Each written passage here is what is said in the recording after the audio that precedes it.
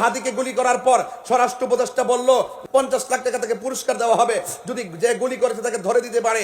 আপনি তাকে গুলি করার কারণে 50 লাখ টাকা ঘোষণা করেছেন, পুরস্কার দিবেন। যে আপনি যদি রইসউদ্দিনের হত্যাকারীদেরকে ওই দিন যদি শাস্তির আওতায় আনতেন, আমার রইসউদ্দিনকে আর হাদিকে গুলি করার সাহস কেউ পেত না। কথা বলেন ঠিক কিনা?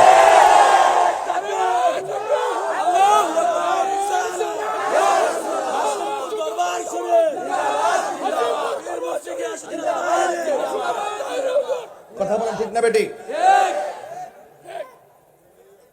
রইসউদ্দিনকে মারার পরে নিন্দা পর্যন্ত জানান নাই, পুরস্কার তো দূরের কথা। ও সুন্নি হয়েছে দীক্ষা। আজকে হাদি কি আর আছে? যার চলে যায় সে বুঝে হায় বিচ্ছেদের কি যন্ত্রণা। যেই মেয়ে, যে বাচ্চাটা বাবা হারাইছে সে বুঝে, যে স্ত্রী তার স্বামীকে হারাইছে সে বুঝে। আপনারা লাশ নিয়ে, মানুষের জীবন নিয়ে ছিনিমিনি খেলবেন না। কথা বলেন ঠিক কিনা বলেন?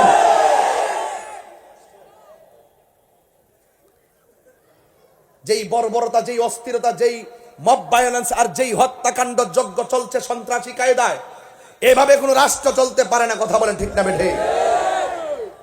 আপনার মন মতো না হলে আপনি মেরে ফেলবেন, এমনও তো হতে পারে। আবার এমন এক সময় আসতে পারে সবাই আপনাকে মারার জন্য রেডি হইতে পারে। ওলি আল্লাহর দরবারে আসছেন, কাহারও ফাঁদে পা দিবেন না। ওই ফোন করছে বড় ভাই, কইছে বাঙ্গালাও যায়েন না।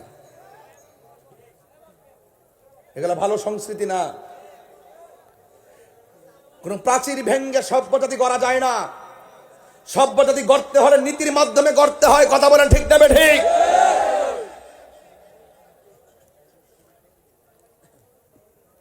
ঘোষণা দিয়ে দিয়ে মাজার ভাঙছেন,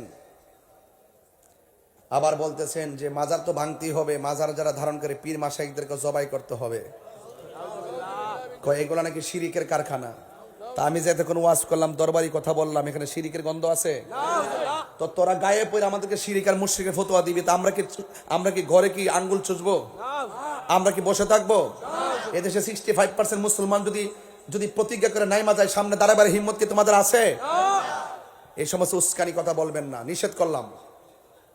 এই কতগুলো বড় বড় জাতি বিভিন্ন ডলার খাইয়া বাংলাদেশকে অস্থির করার জন্য, শান্তিপ্রিয় দেশটাকে অস্থিতিশীল করার জন্য আল্লাহর ওলির মাজারের মধ্যে আক্রমণ করেছে। কথা বলেন ঠিক না বেঠে? একটা লোক যদি কোনো কটূক্তি করে, প্রশাসন আছে তাকে ধরে নিয়ে যাবে। প্রচলিত আইনে ধর্ম অবমাননার যে বিচার হয় সেটা বিচার হবে। তা আপনি তাকে মেরে ফেলবেন, আপনি তাকে আগুন দিয়ে পুড়িয়ে ফেলবেন। আপনারা 70 বছর ইতিহাসে গিয়ে এরকম বাংলাদেশ দেখছেন আপনারা? এগুলো কোথায় থেকে আসছে? এতদিন ছিল কই? আমি এটা বুঝলাম না কিছু। এগুলো লুঙ্গি তুলে থাকে থেকে চা বিস্কুট খাইছে, এখন কই থেকে বেরিয়েছে, সুযোগ পাইছে তো আবার যখন একটা তাফালিং খাইবো দেখবেন ফলাইবার জায়গা পাইতো না।